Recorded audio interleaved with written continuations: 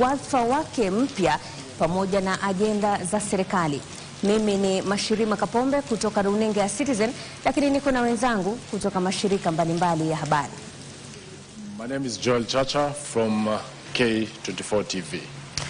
My name is Michelle Ngele Odhiambo from NTV. And I am John Jacob Curia from the Kenya Broadcasting Corporation. I am Ashley Mazuri from KTN. Good evening, I'm George Maringa from Cape Media Limited, TV47.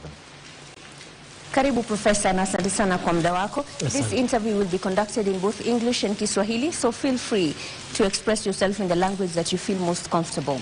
Now let's start with the elephant in the room. When we publicized this interview, some of the reactions that we received were quite hostile on your person.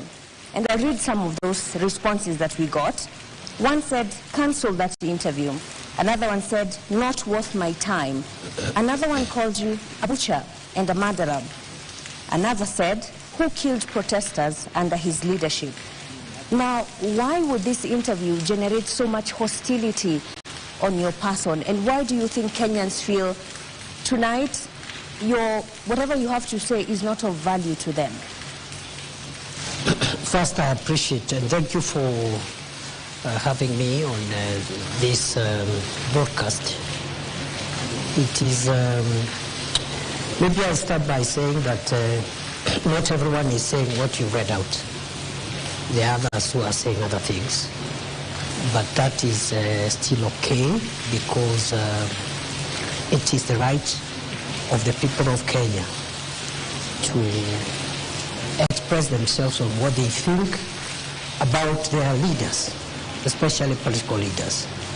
And therefore, mine is to confirm that because I've been in public life for a while, in various capacities, I have endeavored to do my best to my country.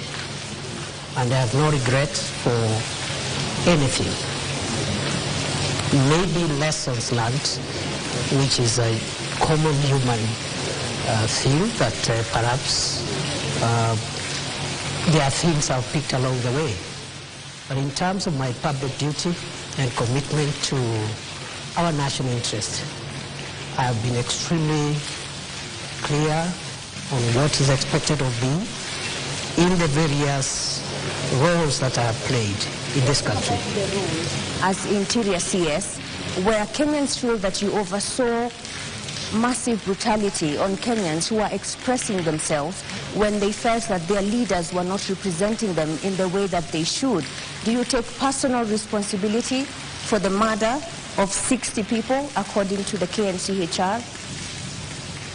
Well, the violent protest that took place early this year and even earlier on in 2023 unfortunately led to loss of lives.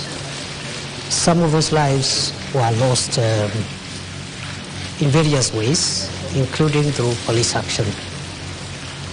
I have no reason to take responsibility for anything because the space of violence and encounter with law enforcement is a space which is defined by law. And the role of the Minister for Interior is defined in the Constitution, Article 245, on what that role is. And that role includes providing policy guidance to the organs of internal security. The role of police operations are protected through the mandate of independent command of the Inspector General, and therefore police operations, especially in engaging protesters or people who are seen as breaching the peace, is the province for the independent command of the National Inspector General of the National Police Service. As far as I'm concerned, the 2 years I have been the country's Interior Minister, every single day of them, when I woke up to do my work to make sure that the security organs of our country that protect our country from threats, security threats, perform their work, and should they require any policy guidance, that guidance is provided.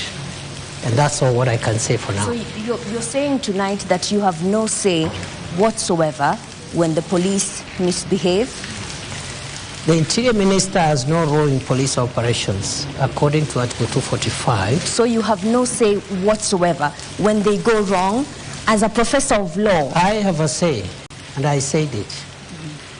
And the say is this, that police officers are allowed to use force, including lethal force, in exceptional circumstances. Should any officer violate the strict parameters of those circumstances, they are accountable under the law. And we say it many times, not once, not even in the context of the protest alone, but also in the context of the fight against terror and the fight against banditry and other organized crime. That any police officer who uses their firearm lawfully within the Constitution, including lethal force, has legal protection. But any of them who exceeds the parameters of the Constitution is on their own, and the organs of accountability is not the Interior Minister. It is the agencies such as IPOA and the DPP and the rest. So who shot at David Chege at the precincts of Parliament and Erickson Chalo Mutisia? These two young men were not armed. Would you say that use of live ammunition was reasonable? I think the matter of the violence that occurred in Parliament and the unfortunate loss of life is a matter that which is actively being investigated by IPOA and other agencies. So it would be preemptive for me to tell you who shot the two Kenyans who unfortunately, according to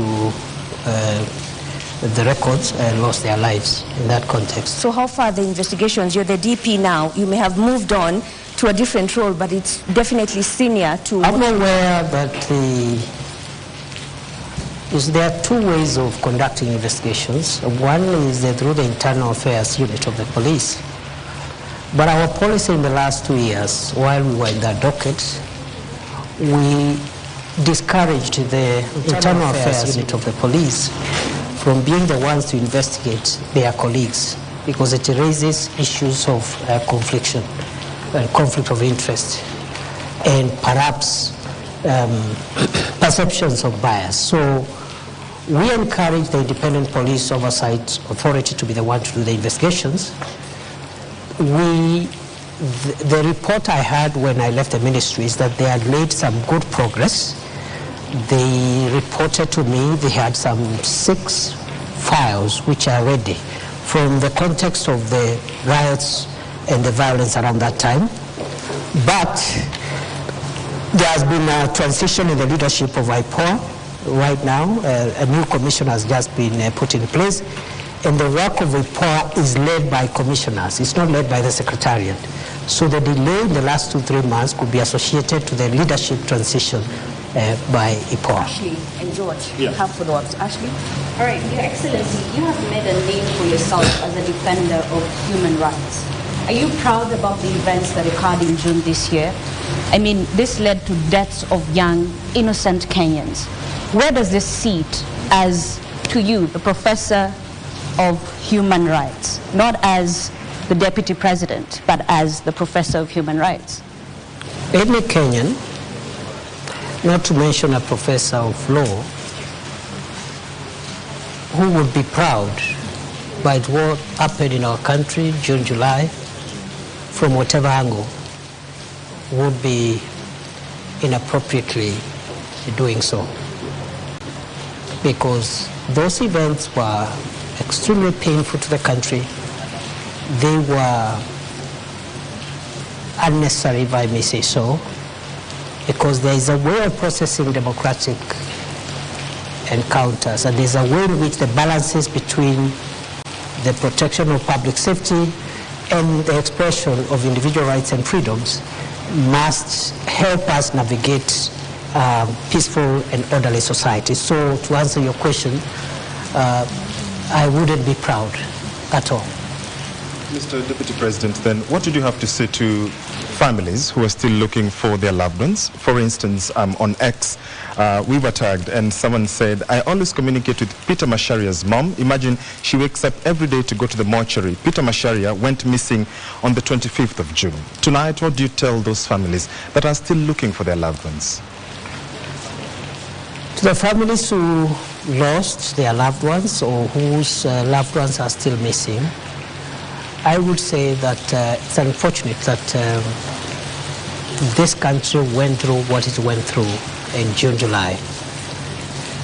I hope that our country has learned the lessons and we will not get there again, because losing a loved one, having a loved one missing for months, almost half a year, even for a day, is extremely painful. And therefore, as I said when I responded to this matter earlier on, maybe not on this forum, it is very unfortunate, and we, including myself, are there again. Yet when they look at you, Professor, they say you are the face of, disappearances, abductions, deaths and murders on young people in this country. Do you feel that you're struggling to shake off that tag? Not at all, okay, because it is not true. So I don't struggle at all. So then, Your Excellency, the families that were bereaved pleaded with the government of the day to help them with burial expenses.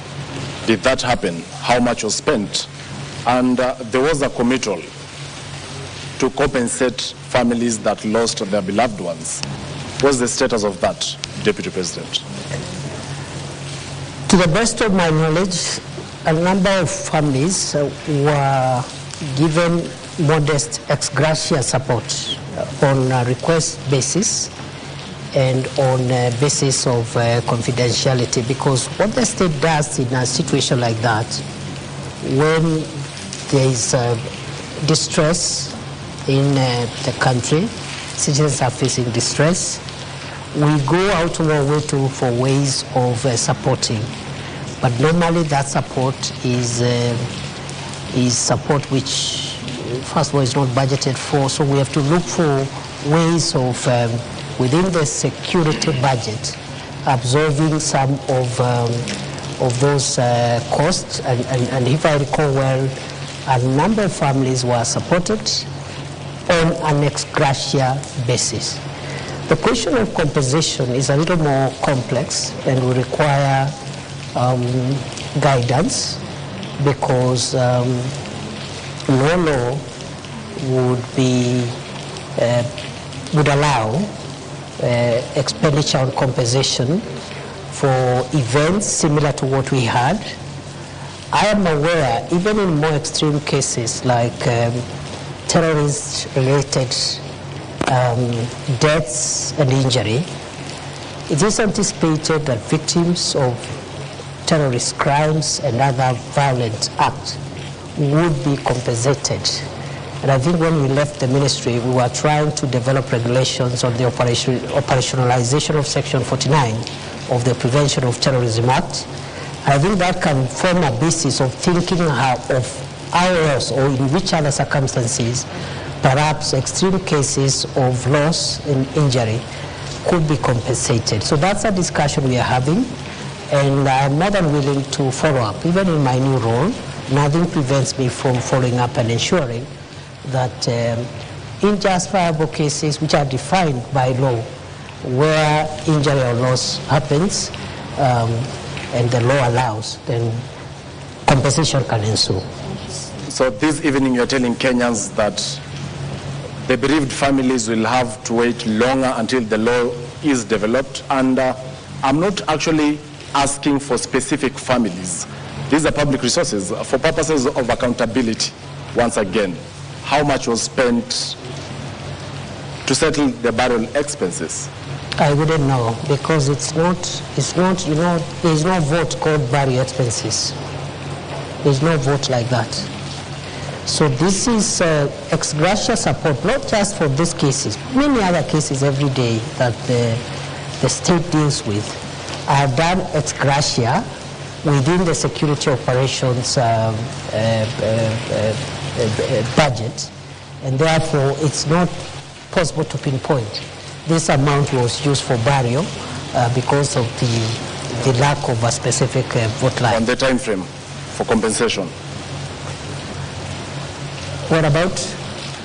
What time can they wait? For how long can the law be developed? I am not sure, but we will do our best to make sure that cases where we form consensus, national consensus that require compensation are onboarded, because even in the extreme and glaring cases of terrorism, I've told you, it has taken, I think now, quite a number of years since we enacted the Prevention of Terrorism Act to operational that section.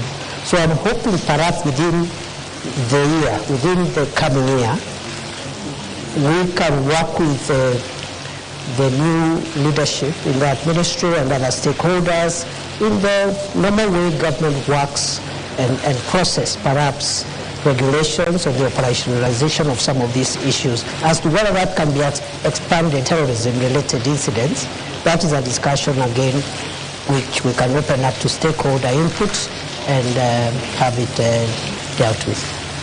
It's clear, Mr. Deputy President, that the tag behind you, and my colleague Mashima Kapombe mentioned it when we mentioned that we were having this interview, is not a very rosy one. And one person in particular called you the butcher of Tharaka.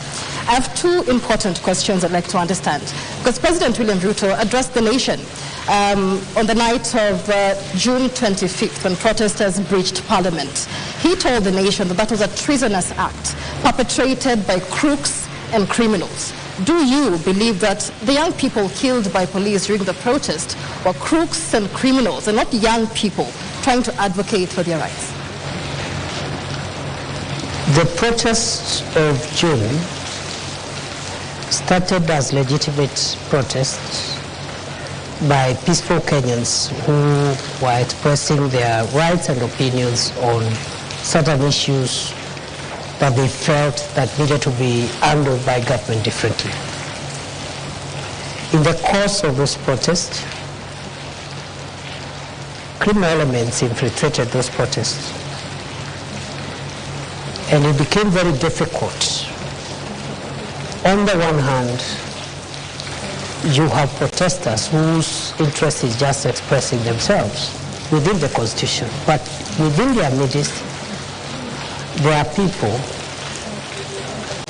killing people, hurting people, looting property, and that's how Parliament was breached, because protesting does not include breaching Parliament, which is a restricted access facility. And that day, we came very short of the burning down of Parliament. And in the process, the chambers of the Chief Justice were also vandalized by protesters, broke the wall, broke windows and doors, and stole water and other items. So going forward, they need to protect the right to protest, but at the same time ensure public safety. Other countries have had their occasions, like the Americans had on 6th January 2020. Similar situation. People are unhappy with an election outcome, and they just venture into constitutional institutions and run amok and bring violence. So it is unfortunate we had that mix-up between caused a lot of pain, death, destruction, and almost put down some of our institutions established under the Constitution. There's been many questions over who gave the shoot-to-kill order. Was there a shoot-to-kill order? And was it a show of culpability for security agencies under your command that warranted the presence of the military, the Kenya Defense Forces, to quell the situation? There was no shoot-to-kill order. And the Interior Minister does not command the operations of the police. This is spelled out in Article 245 of the Constitution in very clear terms. If there was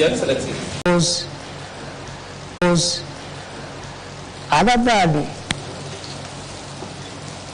advising on the establishment of the Operation Maliza Uhalifu and the gazettement of the disturbed areas. You know, that's the job now of the minister. Those are policy interventions.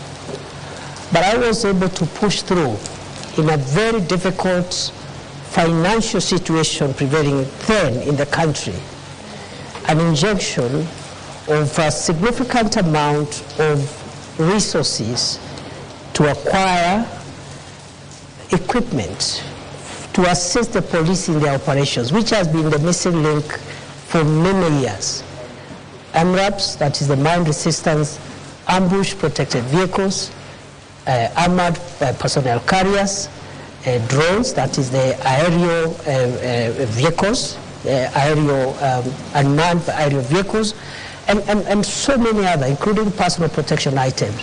So, in a very modest way, I would want to be associated with the tremendous work done by the police, with the support of the military, to dismantle the infrastructure of banditry in the North Rift, because I provided policy support for the acquisition of modern weapons and also providing the legal space for the police to carry out operations, especially in the areas which I classified as disturbed and dangerous, because that is where criminals were always retreating and regrouping. Those areas today are completely free from bandits. The question here, Your Excellency, is on the question of responsibility. Local NGOs, the United Nations, the US government, the foreign missions have admonished the government of the Republic of Kenya of its human rights record, and particularly the handling of a Gen Z protests. My question to you tonight is, when the Republic of Kenya is being admonished, who takes responsibility? Well, as I have said, you see the general admonition or viewpoints by various stakeholders on the performance of government on many things, including homeland security, is a legitimate thing. But the question of responsibility arises when one believes that there is something they have done wrong. It doesn't arise when someone's conscience is crystal clear. They have not done anything wrong. From where I sit, the nearly 700 days I served as Kenya's Interior Minister, one, I can account for each of those days what I did for this country, sometimes under great distress and risk, which I knew I'm exposing myself, but because of duty, I had to do it. Some of the places I did, my predecessors never ventured into them. I spent nights in police barracks and military barracks with frontline soldiers, not to command them, but to give them moral support, including on Christmas Day, including on Easter, you know, places like Lamu, where terror attacks were the order of the day, to give them support that the government has not sent these officers there to die. They have sent them there to protect the nation, and as minister, my moral support and the policy guidance I gave, I think, was instrumental in a big way because of the feedback I have received from the officers. So to answer your question, therefore, I see, I am not saying that our homeland security system is perfect. It is work in progress. But responsibility is individual. It's not collective. I must remind you, Prof, and the viewers, that there's a lot of rain here, so we'll have to speak a bit louder so that we can be heard. But as you speak about policy guidelines and taking modest credit for what was done in the North Rift on banditry, are you trying to tell us that you could not give policy guidelines on how police protests, or you could not give policy guidelines on how police moral support in them ensuring that they adhere to human rights? We did. So what happened? What went wrong? What went wrong is what goes wrong when maybe, the operations, security operations are intense and emotive operations. It's not somewhere where an officer will be told, when you reach there, do this, do the other. So what we have are general policy guidelines. For example, the use of labor force is reserved when to apply when the life of the officer is at risk. So was any officer's life in danger? Allow me, Professor Kindiki, was any police officer in danger when David Shege and Enoch Chalo, Erickson Chalo Mutisia only had a flag and they were dancing outside Parliament? What threat did they pose to security officers at Parliament? That is a matter under investigations. If the circumstances you're reading out there is what happened, the officers will be accountable. It's as simple as that. And how long will that take? As soon as IPOA completes the investigations and forwards the files to the DPP. Criminal investigations are complex. They involve scientific assembling of evidence.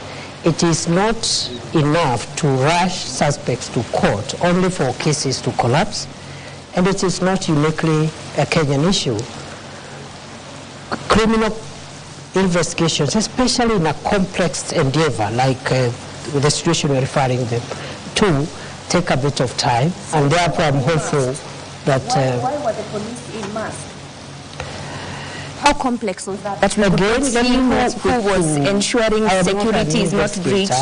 You're just telling me what you think or saw, but it was which is part of evidence. It was on live TV. There are photos of police officers who are masked. I can't identify them. I'm not disputing. But just telling you, that is part of the evidence that is required to hold into account any person who may have been involved in that unfortunate incident you're explaining. Your Excellency, if you were to move this forward and probably look at why the public is on you. This is what you said on the 12th anniversary of the Supreme Court about a month ago. And you were talking about crucial jurisprudence. You said, I have had to ask myself whether the highest interest is the public interest or there is a higher interest called the national interest, because the public itself could hurt the national interest. Public can be mobilized or mobilize themselves against national interest. First of all, where does this national interest sit in the Constitution? And number two, wasn't this an indirect proposal of a clawback on basic freedoms that are enshrined in the Constitution, Your Excellency? As you answer this, Your Excellency, you did say that lives of protesters need to be protected as you ensure public safety. Was the public unsafe during that period? Why did we get to that point? When I spoke at the Supreme Court reflection colloquium on public interest and national interest, some erroneously thought I was talking about government interest or even security interest. That's not the case. In fact, after that colloquium, I've had further reflection, because by the grace of God, I'm also a scholar. So I reflect on some of these things, and I have come to the conclusion that within our constitutional framework, we can categorize three forms of interest that could be expressed by members of the public, rather than two, three. One is popular interest. And the question I'm asking myself as a scholar and a student of constitutional law is whether what is popular is in the public interest all the time. I am not sure. I am not sure that what is popular is in the public interest. I don't believe. Sometimes yes, maybe not all the times. But at the Supreme Court colloquium, I also asked, is there a hierarchy of norms in our Constitution such that we have public interest and national interest. And for clarity and avoidance of doubt, national interest is not government interest, and it's not the interest of, it's not security. What I had in mind is, you're aware, our constitution allows the people of Kenya to express themselves in exercise of their sovereignty in two ways. One, through elections. Two, through referenda. And then I asked myself, in fact, it was tailored to the judiciary, and I wanted to ask myself, if the people of Kenya, for example, agree and express themselves in exercise of their sovereignty to change the constitution in a referendum and vote to remove the judicial arm of government, and they decide we don't need the judiciary. People are sovereign. In a referendum, they can actually remove the judiciary. And then I asked myself, since this is an outcome of a referendum, this is in the public interest. But is it in the national, is it in the national interest that really you can have a modern country, a democratic country without a judicial arm of government? But these are two different scenarios, DP, because this was about taxes that Kenyans felt were unfair, and their leaders at the were Supreme not Court, listening to I them. was not talking about the protest at all. You can look at my statements. I was not talking about protest. So what do you... We were reflecting on what the Supreme Court has helped us to understand about our Constitution, and I was inviting the Supreme Court judges to start thinking whether, even as we express our sovereignty, we have what we call bedrock things that we cannot touch. I'll give you another example. If the people of Kenya meet and in a referendum, they overwhelmingly vote, so it is popular, it is in public interest, and they vote to change Article 4.2 of the Constitution that says that Kenya is a democratic multi-party state and create a monarchy or another form of government that is not democracy. It is in the public interest. It is popular. It's in the popular interest. But is it in the national interest? My answer is that it is not. So within the Constitution, there are things you can change and still not change the DNA of our Constitution. There are others, once you touch them, the DNA of Kenya as we know it changes forever. That's what I was discussing. It's very interesting that you mentioned that, Your Excellency, because during your vetting, following your reappointment as Interior Cabinet Secretary, you are on record saying that you will specify designated protest areas, potentially undermining the right to peaceful assembly outlined in Article 37 of the Constitution. How would you justify limiting spaces where Kenyans can express their grievances at a time when the government is facing mounting criticism, and why? That is the practice in all democracies. Show me one democracy where people are free to express themselves anywhere, anyhow, anytime, notwithstanding the rights of other people, including traffic, the right for traffic to flow, and so forth. I have been, before I became minister, I was an academic. And for about 12 years, I traveled to about 100 countries around the world. So I'm very familiar with many democracies. Many of them, including the Hague, where I spent almost 7 years in the International Criminal Court trials.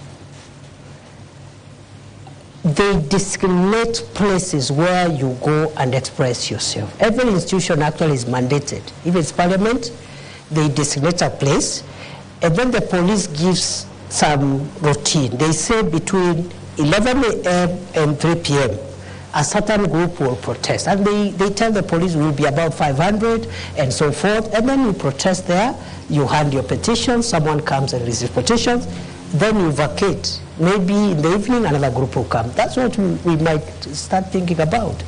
But as long as we think that expression of rights means you venture and frustrate everybody else who is not part of your protest, then we are courting anarchy, and that's not part of democracy. Peaceful protest, because if we go to Chacha, even when you saw the protests regarding the 16 days of activism against gender-based violence, they were just roughed off by police.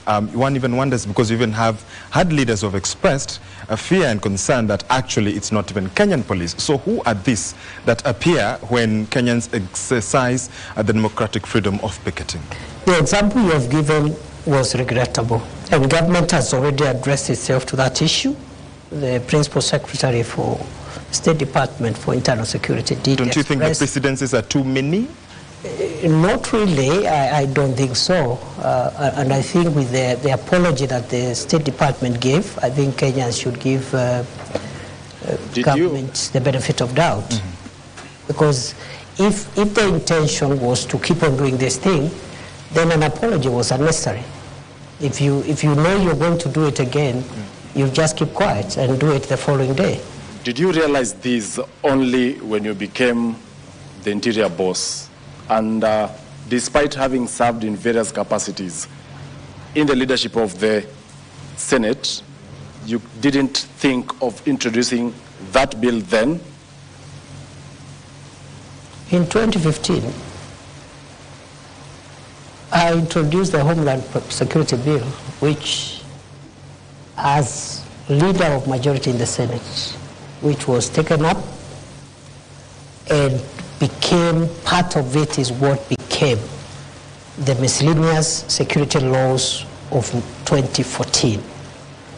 I know some parts of that law were struck out, but 85% of those laws are what has made Kenya. Specifically on limiting the protesters? The security laws did not cover the issue of protest. But it covered a wide range of issues that we needed to deal with to make sure that our country is safe. But on the other hand, legislation is work in progress. It doesn't end with one piece of legislation. It happens every day. Democracies which have been in place for 300 years are still making law, even security-related laws. So I did my bit in certain aspects, as in the example I've given you, but it is not true that when somebody serves as a member of parliament or senate, everything that needs to be legislated will be done during that time. DP, as we wrap this topic up, there's one question that many Kenyans would like to know. In a Citizen TV interview after the protests, you said that infiltrators were linked to elements within government and opposition. And you said we have evidence leading to political operatives from across the political divide. We will prosecute. How far are we with that? How many of those planners or operatives? The last time I checked, I've been following up after that. And you know that's not too long ago. That was July. After that, as you're aware, the cabinet was dissolved. The entire cabinet. For that period around August, there was no cabinet. July, August, and then September, the vetting. So by the time I went back to the ministry, it was sometimes, I think, almost October. I can't remember the date. And we are following up on that process. As much as I know, a number of people have already recorded statements, and as far as I know, a file was forwarded by the DCI to the DPP, but it was returned to seal certain gaps that have been discovered by the DPP, and therefore that is work in progress. As I said, criminal investigations take long, but I'm sure there will be accountability for everyone who may have either incited violence or taken advantage of the peaceful protest to infiltrate that democratic process. But you said you have evidence. Why should it take long? Or is it only a preserve of the political class? That evidence, I have just told you that it was presented to the DPP, and the DPP said it was not enough to convict. You can have evidence which is not enough to convict. I could believe, okay, that the evidence is enough, but the DPP, who has the final say in qualitative and quantitative evidence, is the one who has the police to do more work if we have to sustain prosecution. So the police didn't do a very good job, that's what you're saying, in the investigation? This is routine, it happens every day, not just in Kenya, all over the world. The police do their work, and that's why there's that two-tier mechanism. So the DPP looks at it and said, no, we need to fill this, using the elements of crime, you need the evidence of this. So we cannot say the police didn't do a good job. It happens every day. Thank you. Thank you very much. We'd like to move to the next topic, which is your ascension to power as the Deputy President and the politics around it. And this session will be led by Ashwin Mazuri. All right, Your Excellency, did you play a role in Rigathi Gachagua's ouster? No. Then are you proud of the process, the impeachment process that many said were flawed that led to your ascension to power as the Deputy President? The process you are referring to, I think, involved three arms of government: the executive, the judiciary, and the legislature. To that extent, to the extent that constitutional institutions were involved and are still involved, I see no problem with that process, and if there is a problem, there is a way of remedying that problem. What about the right to fair hearing that he did not get? That is the matter before court, unless you want me to discuss the merits of the matter before court. So then what's your relationship between you and the ousted, impeached Deputy President? As it was before. Are you friends or not? We are good people, we're good friends. I have no reason to complain in the past, present, and even in the future. Was there a handover? Yes. An official handover? Was there an official handover? There wasn't an official handover because the former Deputy President is in court. You wouldn't expect him to hand over if he's in court.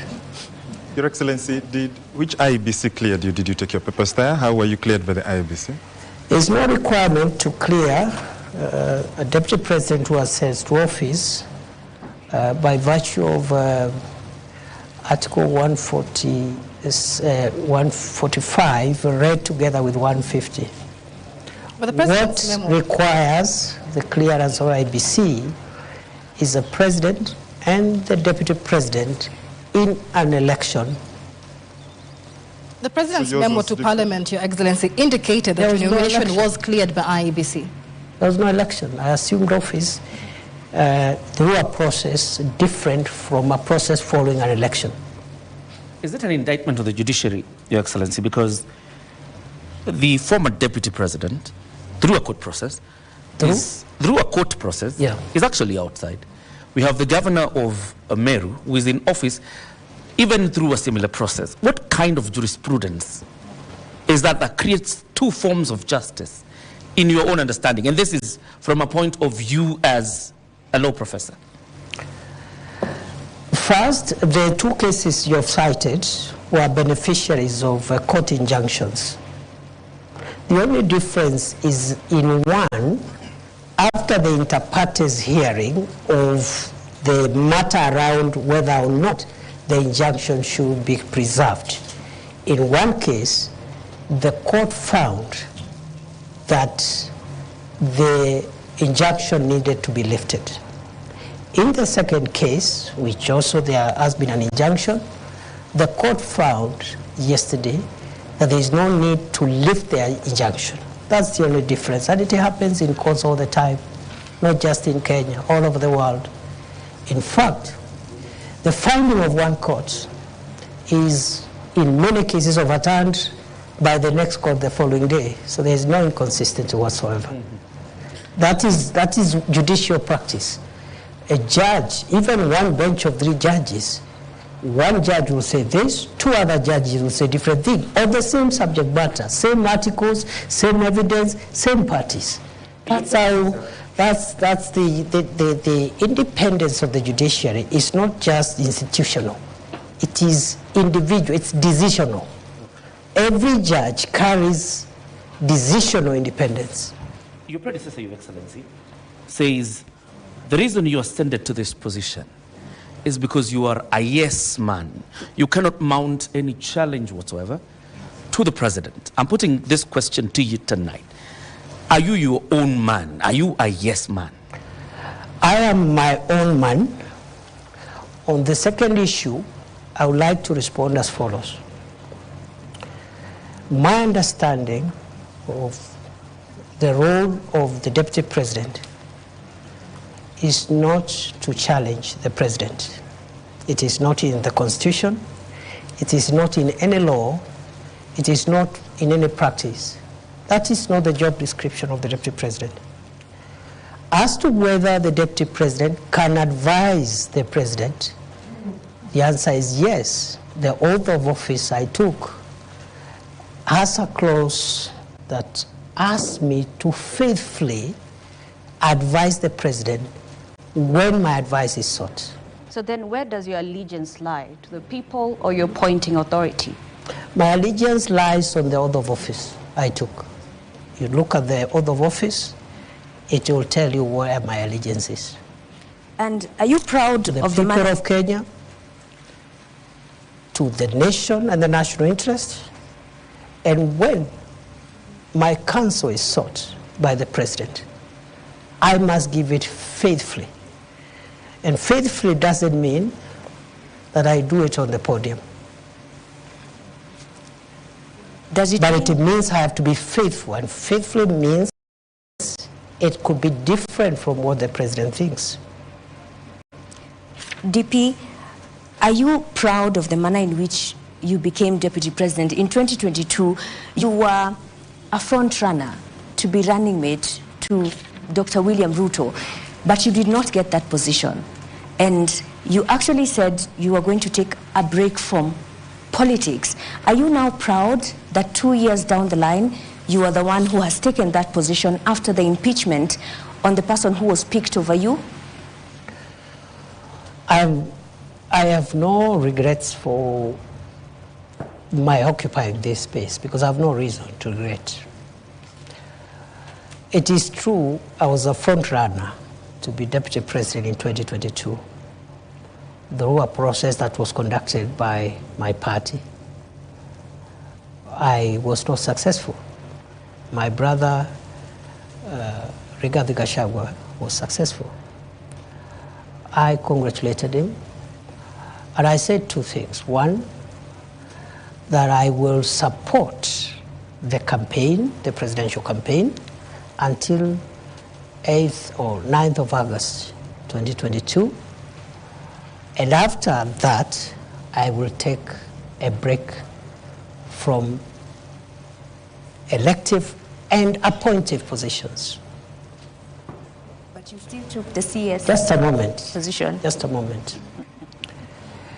After I made those two very important decisions, which I made after soul searching and consulting everyone who needed to be consulted, my party and its leadership met and persuaded me as a member of the party, because I didn't say I'll leave the party. I'll say I'll campaign for President Ruto and his deputy, but after that I'll not be running for any office. I'll take a break for 10 years. And therefore, the party met and persuaded me to change my mind and accept an appointive position as Minister for Interior, which I accepted. That's all. Are you the kingpin of the Mount Kenya region? Which office is that? Of course, you are endorsed. You are endorsed by a section of members from majorly the East, where you hail from. You never dismissed that. Which office is that? Your Excellency, other than the kingpin issue, there are a majority of members of parliament who met in Nanyuki from the Mount Kenya region, that is before you ascended to the office of deputy president, and endorsed yourself as their link in government. To the executive. You have ascended to that office now. Are you now, have you ceased being their link? Maybe you should ask them. Because I think the members of parliament, because I didn't say it, they said it. So maybe they can say it again if they wish, but to the best of my recollection, those members of parliament and expressed frustrations in getting their constituency development agenda through to government because of the breakdown of relationship they had with the former occupier of this office, and therefore they asked me whether I could convey their needs to the president. And because I was a member of the cabinet, I saw no problem with that. But whether or not they would continue asking me to convey their messages, it's up to them to decide. Your Excellency, that region. Sir, you come from that region, the Mount Kenya region. Tharaka Nithi, where you come from, is nestled in Mount Kenya region. I want to know, because Kenya Kwanza had promises it made towards the people of that region. So who will be pushing for the implementation of these promises? That region, like other regions in Kenya, has very many elected leaders. The office I occupy now as Deputy President is an office of the Republic. Unlike other leaders, for example, who have a subnational mandate. And therefore, the way I see it is that the people from the region you're referring to, which happens to be where I was born and raised, have a right, just like the people from the coast, Western, Nyanza, Rift Valley. And therefore, they asked me whether I could convey their needs to the president. And because I was a member of the cabinet, I saw no problem with that. But whether or not they would continue asking me to convey their messages, it's up to them to decide. Your Excellency, that region. Sir, you come from that region, the Mount Kenya region. Tharaka Nithi, where you come from, is nestled in Mount Kenya region. I want to know, because Kenya Kwanza had promises it made towards the people of that region. So who will be pushing for the implementation of these promises? That region, like other regions in Kenya, has very many elected leaders. The office I occupy now as Deputy President is an office of the Republic. Unlike other leaders, for example, who have a subnational mandate. And therefore, the way I see it is that the people from the region you're referring to, which happens to be where I was born and raised, have a right, just like the people from the coast, Western, Nyanza, Rift Valley, Northeastern. They have a right to use this office, because it's a national office, to channel their needs, interest to the government. So I see no contradiction, I see no change of position, and the only thing I don't understand is this thing about the kingpin or something. I don't understand it, because there is no office like that. Well, and are you still hopeful, and do you think there is a possibility of you becoming William Ruto's running mate come 2027? How would I know?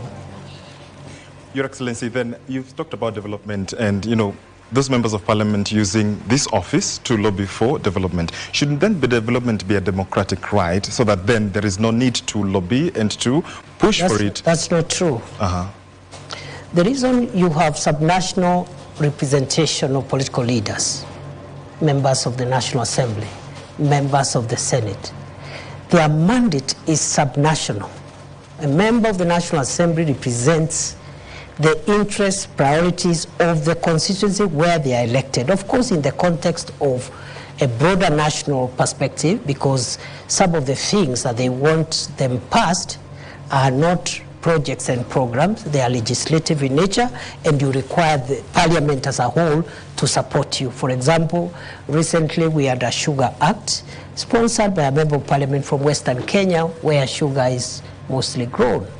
But it required the votes of the member for the members from Northeastern Coast, where there is no sugar, and Central, to pass it. So the point is this: it is not true to say that a member of parliament does not need to articulate the interest of their people, because they are elected purposely for that. They are elected to articulate those interests and convey them either to the executive, to the legislature, and make sure that those interests at that local level are realized. During your inauguration, when you took oath of office, your boss, the president, Dr. RUTO, said he felt he was a lone voice in the executive. From your interaction, 50 days in, is he still a lone voice? And perhaps you interact with him, he's your boss. I really don't know. Do you think you're fulfilling? Do you think you're fulfilling how he's that? Feeling? Yes. Because again, that's not in my place. I wouldn't know how he's feeling at the moment. All I can say is that I'm doing my best to do my constitutional duty. That constitutional duty is being principal assistant to the president, and also helping him in the delegated assignments that he has given me, and I'm doing my best. How he's feeling now, I cannot be, it's not in my place to tell you how happy he is. Or do you think he's confident of what you're doing? Is he happy with what I think your work? so. I have no reason to doubt that he's confident. You've been deputy president for only 50 days now. What would you say is the qualitative difference between you and the former deputy president, given that the operating environment hasn't changed? It would be very improper for me to start comparing myself with my brother, the second deputy president. The president has spoken very highly of your leadership and your contributions, as my colleague George Maringa here says. If the president feels that he has accomplished his key goals and decides not to run for re-election, would you consider running yourself? Do you believe that you have what it takes to run the country? That question is an unfair question. Am I allowed to complain? Why is that? It is an unfair question, because I have just been entrusted with a very serious and grave national responsibility. What is weighing in my mind now, and what is really, really occupying me,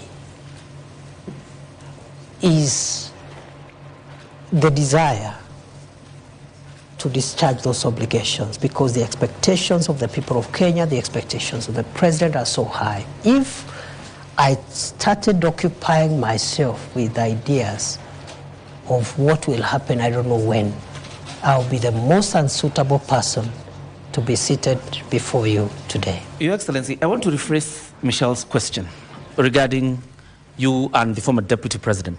Let's not even go with the qualitative differences. But clearly there are lessons you must have learned from Gachagua's tenure in office. What lessons are those? You know, my friend, you know, in leadership is defined by certain ethos and parameters. And I want to persuade you to allow me not to discuss my brother, the Honorable Rigathi Gachagua, because he's my friend. And you've not heard me bad-mouthing him anywhere before, when he was in this office, or even after he left office. So please spare me, because it is not right. It is wrong to start comparing myself with the predecessor or someone who occupied this office now, or in the past, or a person who would occupy it in the future. Are you being cautious, Your Excellency? The region you come from is very restive, and it's quite a significant, it has quite a significant portion in terms of votes. Are you being cautious now, when I ask you the question of lessons you've learned? Are you being cautious not to antagonize the former deputy president? I have no reason to antagonize anybody. For what? Your Excellency, Perhaps just to buttress on what John Kithure said, when it comes to lessons learned, many have said that the seat that you occupy now, the deputy presidency, has some sort of curse. They've called it the curse of the deputy presidency. And every individual who's held this seat has had some sort of, falling into political oblivion. Do you believe that you have the magic wand to change this so-called curse of the deputy? I don't believe any seat is cursed. Let's start from there. Secondly, I don't think it is a priority to start thinking whether I will survive in this seat or not. As I have said, what is weighing in my mind, the same way when I became Interior Minister, and the North Rift was in that shape, Lamu, Boni was in that shape, and Northern Kenya was that shape. I told myself, including the passport crisis, I said, if I will last here for 1 year, I want to try my best and have these challenges under control. So for me, I cannot start now entertaining myself on what will happen to me, whether I'll succeed here or there. That's not for me to determine. It's beyond me. What is within my reach, what is within my control, is the focus to deliver on the job. As to whether I survive or what happens, that is not within my reach, and I cannot control what I cannot control. DP, we need to move forward to the next topic, but I would like to end this with this question. The mountain which you seem to be avoiding is hostile ground right now, and not just the mountain. The government is struggling with its popularity as the president's principal assistant. How are you working to change that perception of Kenyans? And more so those who are... Did you say that the mountain is restive? Yes. The reception in Embu, for example, in Nyandarua the other day, residents refused to listen to the president's speech. In Nakuru County, at a burial, again, they did not want to listen to the president's That is democracy. That's how democracy works. Is it that hostile ground to the government that you serve as deputy president now? You see, there is a difference between running governments and being popular. Those are two different things. And for me, a leader should be least worried about popularity. The worry of a leader should be their pace and focus on transforming the lives of the people. And do you think the lives of the people have been transformed? A good leader is not necessarily one who is popular all the time. However, a good leader knows when to be popular. Don't you think that popularity has gone down because Kenyans' lives I really don't think so, because at the moment, President RUTO and his administration now in the midterm is not in their priority to look for popularity. There is no election taking place. The task of the government now at midterm is to track the pace of delivery, where there are gaps, seal those gaps, and just deliver on the commitments. The time will come when there will be popularity contests. And let me tell you, for avoidance of doubt, that is not President RUTO's worry. I also don't think that should be the worry of this administration. If we start worrying about popularity now, we'll lose it, time will elapse. We could even win the election next time, but we will not have delivered as we ought to deliver. Your Excellency, and that transformation that you're talking about, Ashley, allow me, is what brings us into the next topic, which is about the economy, and Joel Chacha is going to lead that session. Well, the government of the day boasts of a 2.8% inflation rate, which is a 17-year low.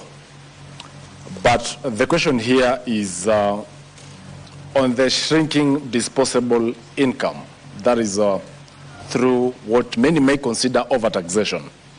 And the purchasing power, hence, is low.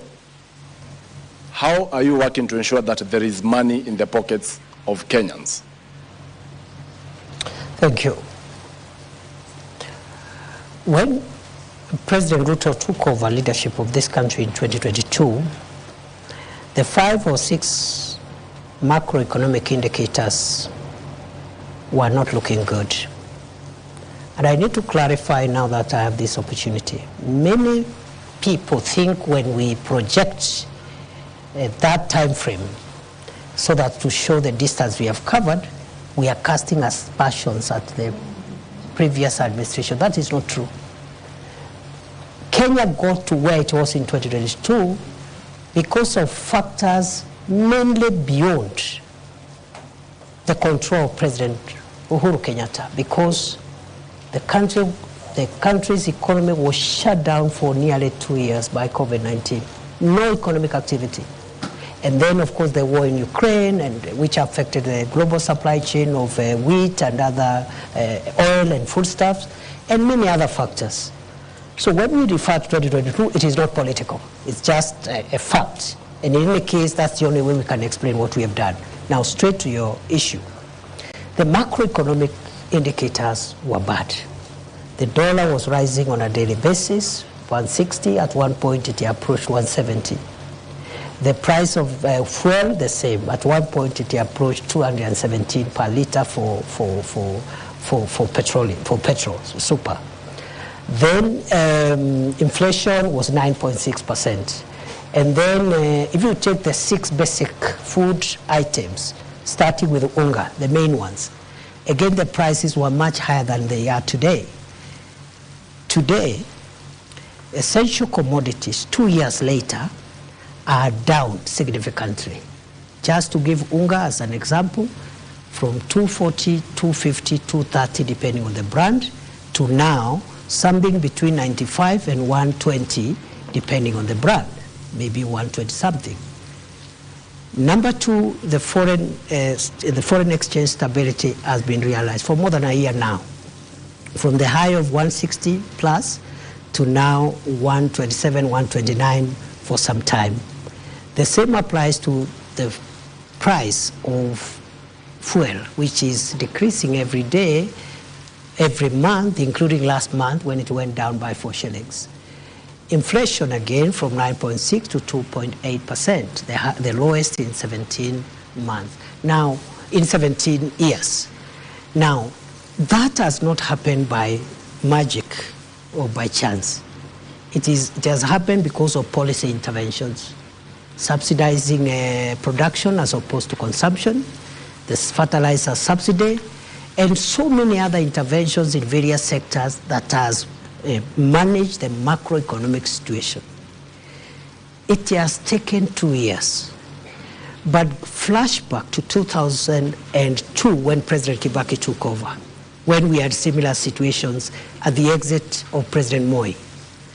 It took President Kibaki 6 years to bring back macroeconomic stability. President RUTO has taken 2 years, by the grace of God. So the 2 years look a bit long, but in the context of what has happened in the past, I think this is a bit of a very good trial. What remains now is what you're asking me. The macroeconomic stability, for it to be felt by citizens, must be followed by microeconomic stability, which is improving household incomes, creating jobs, and so many other things that we are doing in the space of SMEs, in the space of the various sectors, including manufacturing and tourism.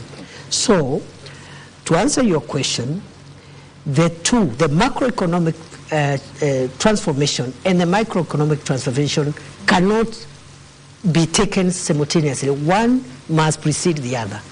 Going forward, therefore, the remaining 3 years is the interventions. We're going to have interventions that will respond to the issues you say. Already those interventions have been operationalized. They are on course, creating jobs through the 3 major prongs, creating jobs at home, creating jobs online, creating jobs even overseas, and then also other interventions that will enable disposable incomes in the pockets of individual citizens. But going forward, that really it can only be achieved when the whole problem begins with our budgeting. For instance, despite the challenges faced in the fiscal year 2024-2025, your projections in the next fiscal year for 2025-2026, you're looking at having a budget of 4.25 trillion Kenya shillings, with the revenue, ordinary revenue, actually crossing the 3 trillion mark. That basically will translate either to more debt, because already we will record a 759 billion fiscal deficit. But at the same time, we are forced to actually impose now the taxation on Kenyans, because last year we only got 2.1 trillion in terms of ordinary revenue. So why this shift over ambition on ordinary revenue collections? Again, in 2022, the fiscal deficit was more than 8.2% or thereabout. And that means the gap between revenue and expenditure. It was at 8.2%.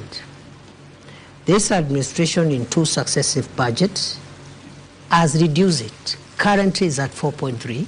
On paper, because of revenue shortfalls. That shifts towards the end of the fiscal year. Yes. And you are forced to bring a supplementary budget. We are forced, but in all fairness, where the fiscal deficit is now is not where it was in 2022. And in fact, I am confident the Treasury will bring it further down this year. But more fundamentally, it is not in our priority of things to generate more revenue through perhaps more taxation, to answer you directly. What we are doing is that we are reviewing tax policy, because that's where you can still get more revenue, not by imposing new taxes or higher taxes, but by adjusting certain tax policy instruments that gives you more revenue. You heard the Minister for Finance and the National Treasury the other day explaining how the Treasury is entertaining a possibility. Of course, it has to go through public participation of even relooking at VAT, what the VAT should be like, maybe try to bring it down, and other taxes, as one of the 5 pillars this administration is putting in place to ensure that tax is a bit more accommodating, more people are bearing the burden of tax without necessarily compromising revenue.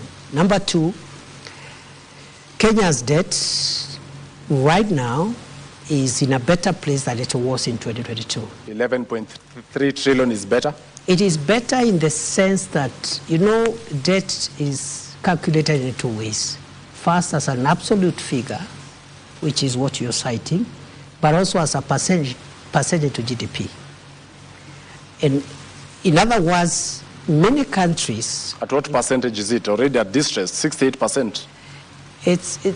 You call it distress, it's not. If it was, the IMF would have said so. And I'm sure the IMF has not said so. Yeah, Your Excellency. They are just warned us that we need to make sure that it doesn't enter into the red zone. But 55% plus or minus 5 is what is allowed by our law. The point is, it's not even about percentage also alone. Many countries, including developed countries, are highly indebted.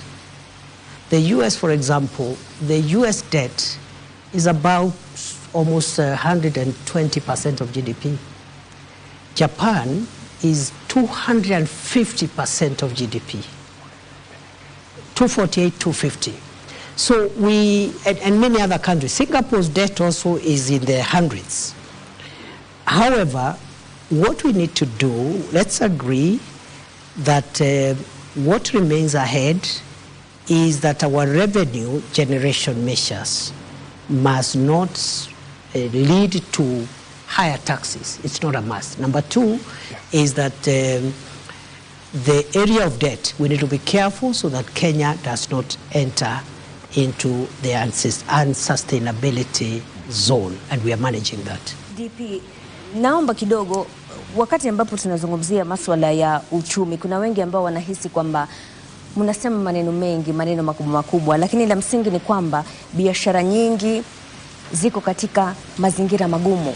Wengi wamefunga biashara zao, wengi wamelalamika kwamba hawawezi kuendeleza biashara zao kutokana na zile sheria ambazo zilizoko na zile sera ambazo zinatolewa na serikali. Labda unaweza kuwaeleza wale wanaokutazama leo hii ambao wameshindwa kuendelea na biashara zao, ni mikakati gani kama serikali mnaweka ili kuhakikisha kwamba hizi biashara zinaweza kuinuka na wanaweza kupata pesa mfukoni? Asante sana. Ni kweli biashara nyingi zinapitia changamoto nyingi, na ni kweli wananchi wakiwemo wanabiashara wamelalamika na pia wametoa mapendekezo ya sheria ama sera ambazo wangetaka tuziangalie upya. Najua ya kwamba hivi sasa Wizara ya Uwekezaji na masuala ya industry ama viwanda inaongea na KEPSA. KEPSA ni ile Private Sector Alliance ama kikundi cha wanabiashara katika sekta ya binafsi. Wanajadiliana kuhusu mambo mawili, na jana wamekuja hapa kunipatia mahali wamefika katika majadiliano. Ni leseni gani ambazo tunapaswa kuziangalia upya, na vile masuala ya ile levies ambazo zinatolewa na mashirika mbalimbali. Kwa hivyo swala hili la ugumu wa wanabiashara wetu ni swala ambalo tunaliangazia, tunajadiliana na wale ambao ni washikadau, na serikali iko tayari kutoa mwelekeo ama sera mpya za kuzingatia uboreshaji wa biashara. Ile jambo ambalo limesema, manake watu wanakwenda Krismasi hawana hela mfukoni, watakula nini sikukuu? Unajua hayo majadiliano sio ya Krismasi, ni ya kurekebisha. Januari kutakuwa na hela za karo zinazohitajika. Pia hiyo mjadala sio wa maneno ya karo, ni wa kurekebisha idara zetu na ili biashara zetu zipanuke.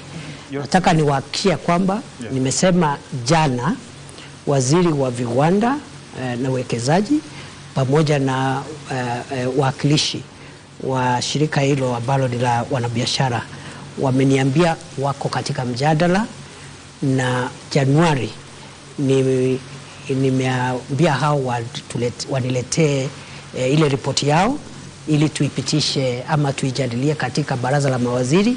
Kwa hivyo mwakani tutakuwa na mfumo mpya, sera mpya, sheria mpya za kuboresha biashara. Lakini pia kuna wale ambao wanasema, nikimalizia, kuna wale ambao wanahisi kwamba hizi biashara kuna mazingira magumu kwa sababu wale ambao wanapata mshahara, kwa mfano, zile pesa ambazo wao hutumia kwenda kwa hoteli, kwa mfano, kwenda kununua chakula, zimepungua kutokana na yale makato ya mishahara. Kwa hivyo wengi wanashikilia zile hela kidogo walizobakishwa nazo, ndio maana hizi biashara hazisongi mbele.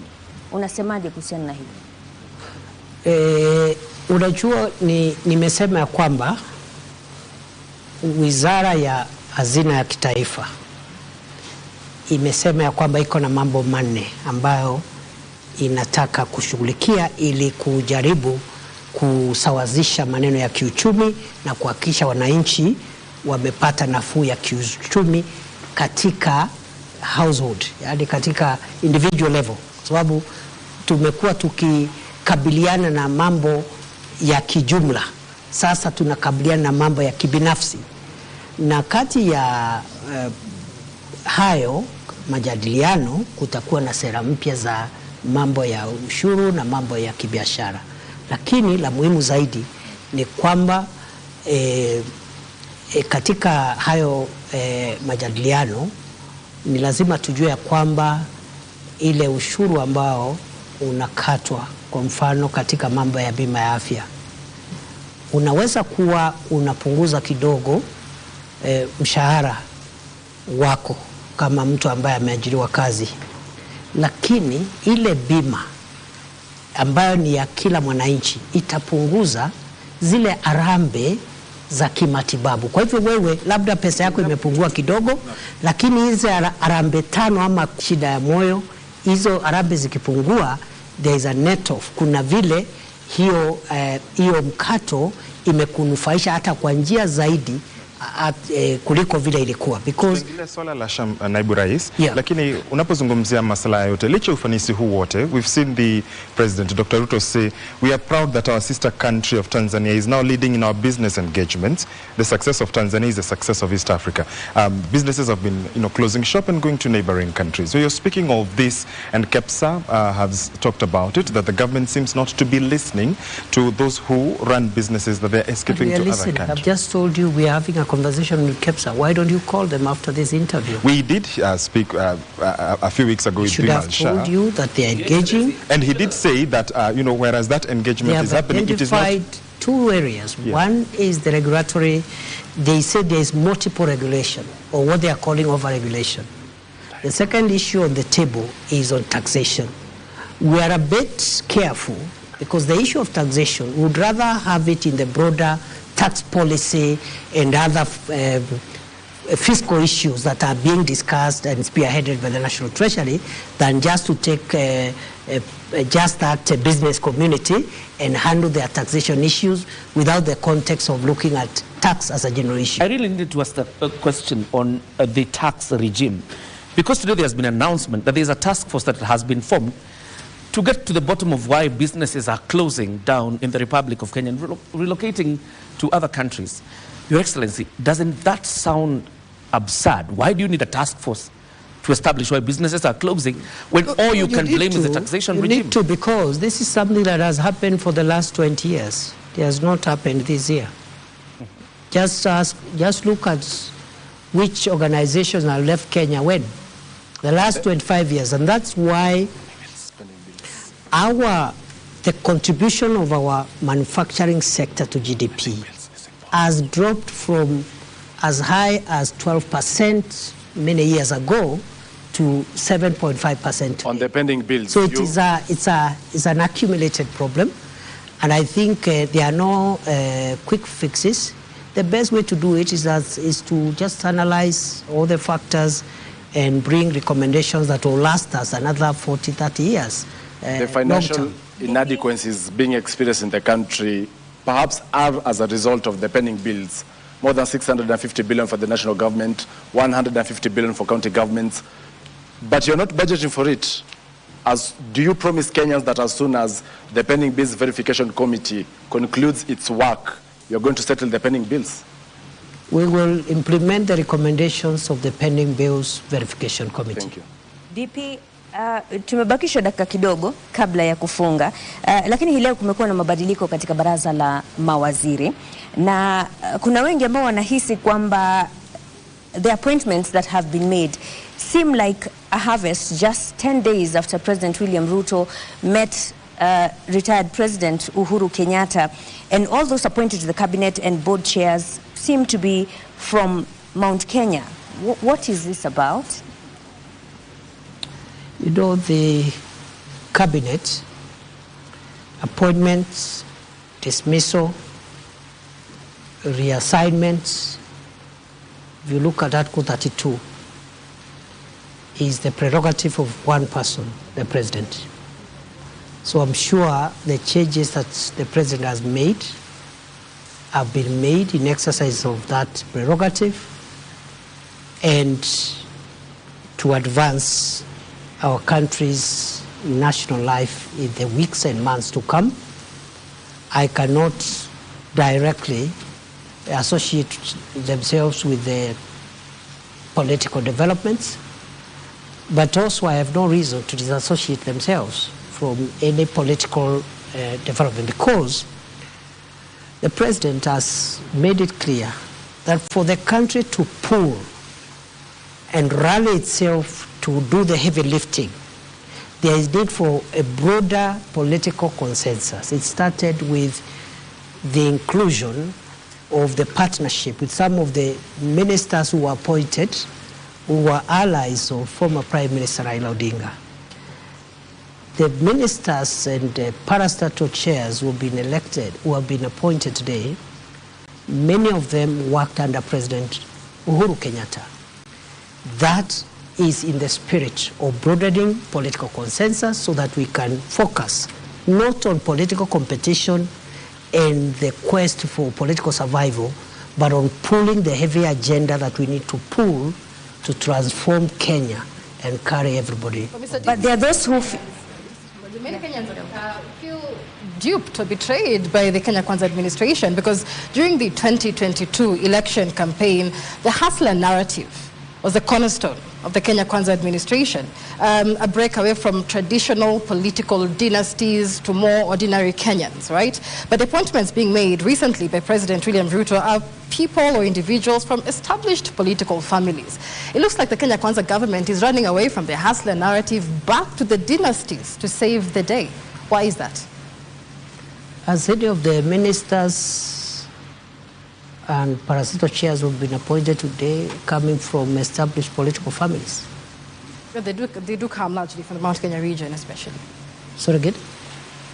Sorry again? They do come, many from the Mount Kenya region, many who've been in government before, and you remember the call, especially during the Gen Z protests, was to drain the swamp, to have something new in the Kenya Kwanza administration. I don't know what you call something new, because even the ones who have come are new. They were not there, they are new. Allow me to rephrase her question, because this is what Kenyans feel, that the political class has regrouped and forgotten about what Kenyans want. What would you tell them tonight? I don't think so. First and foremost, as I said, this is no time for politics. Let's start from there. That time is coming. And we will all do politics and do it so well. Right now, it's time to do the very, very delicate and important work of pushing the country's development agenda. So the issue of, I don't know, who has betrayed who has regrouped with who, for me, the timing is wrong. Okay. And for Kenyans who are expressing their democratic views about some of these developments, they have their time when it is election time to express themselves on what they think about those in leadership. Your Excellency, to matters now development projects, and we've seen the issue that Kenyans are actually expressing is that this government is forcefully imposing government projects, programs. For instance, vaccination of animals, SHA, that is the Social Health Authority, affordable housing, and I'll begin by that before we get to the specific programs. What do you make of, or what do you think about this? Because Kenyans say it is too soon. It is being buttressed on them. You're forcing it down their throats. That is not true. Maybe it's a misunderstanding, because has anybody been arrested for not doing anything? What the government is doing is it is doing its obligations to the public. The government's obligation to the public is to work for the national interest. The national interest in this matter includes, for example, universal health coverage, making sure as many Kenyans as possible have medical cover, because many homes have been rendered poor. Even people who had something, they have sold everything to pay for medical bills, especially when it is chronic and critical illnesses. Okay. Many poor people live by chance. They take herbs, they go for, some look for witch doctors, they cannot access medical care. So we are saying, what government is saying is that it is in our interest as a country that every Kenya has an insurance, a medical insurance. It is not taking people to court for not having a medical insurance. Those are two different things. Okay, fine. The same with vaccination. What the government is saying about vaccination is that we have certain targets as a country to grow the livestock and that value chain around livestock and livestock products. For us to reach those targets, we need to access European market, the Middle East market, and even the regional market under the African free trade area, and then also under economic EPAS, the partnership between Kenya and the European Union, which we signed last year. In many of these markets, our products are being denied access. And one of the requirements is sanitary and phytosanitary standards. That is to say, health-related standards. One of the requirements for us, for example, to meet our export demand is that your herd must be vaccinated. And what we are rolling out is a vaccination program which has always been there for 40 years, but because there has been no campaign, high-level government campaign, we've been vaccinating about 10% of livestock. So many of our livestock are rejected when we take them out either as live animals or beef because of the vaccination question. So it is purely a disease control issue. The vaccine is developed by Kevevapi in Kabete, by Kenyan scientists. It has always been used. It is only that we are doing a campaign to make sure, other than vaccinating only 10% of livestock, we can have 80, 90, 100% vaccination for purposes of getting market access, exporting livestock and livestock products even to other countries. DP, it's good that you, before you go to affordable housing, Ashley, because we're still on the vaccination issue, you may be explaining a very good thing for the country, but are you aware that citizens are agitated by the language of their leaders? Is there a more decent way to explain your programs and not seem like you're forcing it down their throats? And I'll give examples. Adani Consolation, the president said it is people who have never been to the airports that are complaining. When it comes to the vaccination, majority leader yesterday, I think, said ni watu hawana ng'ombe, hawana kuku.